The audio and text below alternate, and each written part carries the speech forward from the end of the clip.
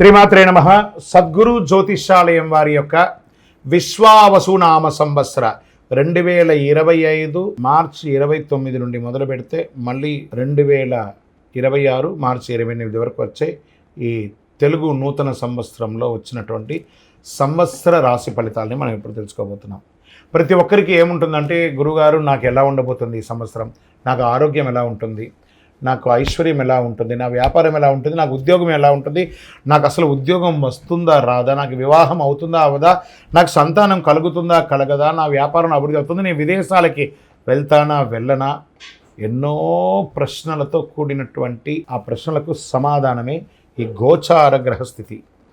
ఇందులో మళ్ళీ చెప్తున్నాను, గోచార గ్రహస్థితి మీ యొక్క వ్యక్తిగత జాతకానికి ఒక 30 నుంచి 40% మాత్రమే వర్తిస్తుంది. మీరు పుట్టినటువంటి ఆ లగ్నం, మీ యొక్క టైం ప్రకారం ఒక లగ్నం ఉంటుంది, మీ నక్షత్రం ఉంటుంది, మీ పాదం ఉంటుంది, దాని ప్రకారంగానే సంపూర్ణ జాతకాన్ని తెలుసుకోవడం కుదురుతుంది.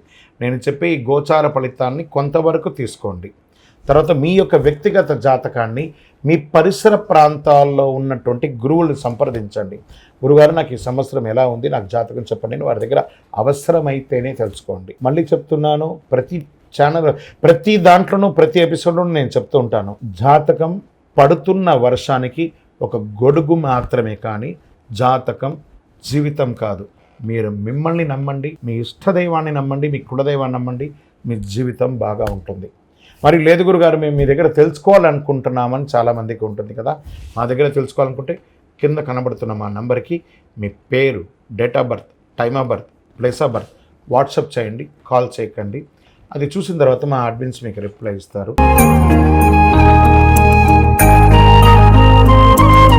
మకర రాశి వారు ఉత్తరాషాఢ నక్షత్రం 2, 3, 4 పాదములు, శ్రవణ నక్షత్రం మరియు ధనిష్ట 1, 2 పాదాలకు జన్మించిన మీరు మకర రాశి వారిగా పరిగణించబడుతున్నారు.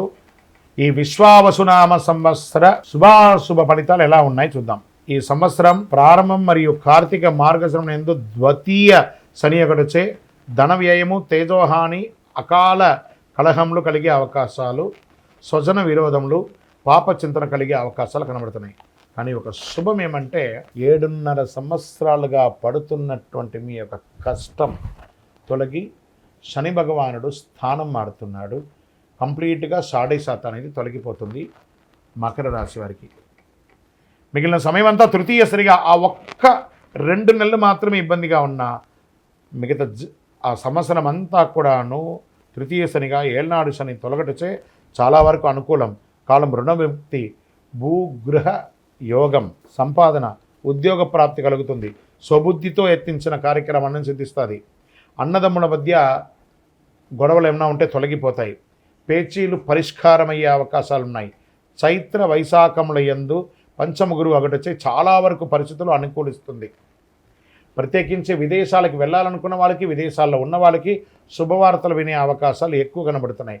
వ్యాపారస్తులకి చాలా యోగకారంగా ఉంటుంది.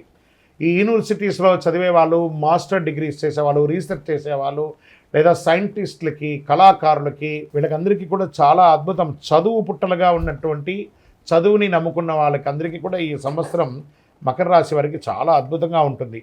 సంతాన యోగం అని కూడా చెప్పచ్చు. పుత్రవృద్ధి, స్వజన మిత్ర యోగం, ప్రభువుల అనుకూలత, షష్టమ గురువు ఒకటి వచ్చి శత్రు జ్ఞాద బాధలు, అప్పుడు గురువు వచ్చేసి శత్రువులు ఉండడం వల్ల చోర రోగ బాధ్యాలు అయ్యే అవకాశాలు ఉన్నాయి. కార్తీక మార్గశిరమునందు సప్తమ గురు మళ్ళీ మారుతున్నాడు, ఒకటైతే అనుకూల పరిస్థితులు వస్తాయి. చైత్ర వైశాఖమునందు తృతీయ రాహువు, భాగ్యకేతు ఒకటచే తలచిన కార్యాలన్నీ నెరవేరుతాయి. ఈ సంవత్సరము మకర రాశి వారికి ఒక రకంగా జాక్పాట్ అని కూడా చెప్పచ్చు. వ్యాపారస్తులకి డెడ్ స్టాక్స్ అన్ని క్లియర్ అయిపోయి యోగంగా ఉంటారు. ఉద్యోగస్తులు మీరు కోరుకున్న చోట, భార్యాభర్తల మధ్య సఖ్యత లోపంగా ఉన్నవాళ్ళు సఖ్యత పొందారు. విడిపోయిన భార్యాభర్తలు కూడా కలుస్తారండి. అది యొక్క సంవత్సరం ఉన్నటువంటి గొప్పతనం. అనుకూలత పెరుగుతుంది, బాగా పెరుగుతుంది అని కూడా చెప్పచ్చు.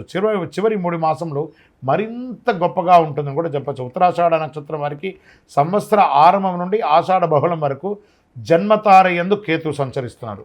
ధనిష్ట వారికి ఆషాఢ బహుళం నుండి సంవత్సరాంతం వరకు నైదన తార యందు కేతు సంచరిస్తున్నారు. మొత్తం మీద మీరు ఆరోగ్యపరంగా కాస్త జాగ్రత్త ఉండాలి అని కూడా చెప్పడం జరుగుతుంది. వాహనం నడిపేటప్పుడు జాగ్రత్త అని కూడా చెప్పడం జరుగుతుంది. ఓవరాల్ దైవ బలం, గ్రహబలం అనుకూలంగా ఉంది. నూతన వాహన యోగం, గృహయోగం, రియల్ ఎస్టేట్ రంగం వారికి చాలా బాగుంది అని కూడా చెప్పచ్చు. రియల్ ఎస్టేట్ రంగంలో ఇనుము లేదా ఈ యొక్క ఇసుక, కంకర, ఇటుకరాలు, దానికి సంబంధించిన మెటీరియల్స్, ఈ యొక్క ఆయిల్, బెవరేజ్ అవన్నీ కూడా మీకు చాలా కలిసి వస్తుంది.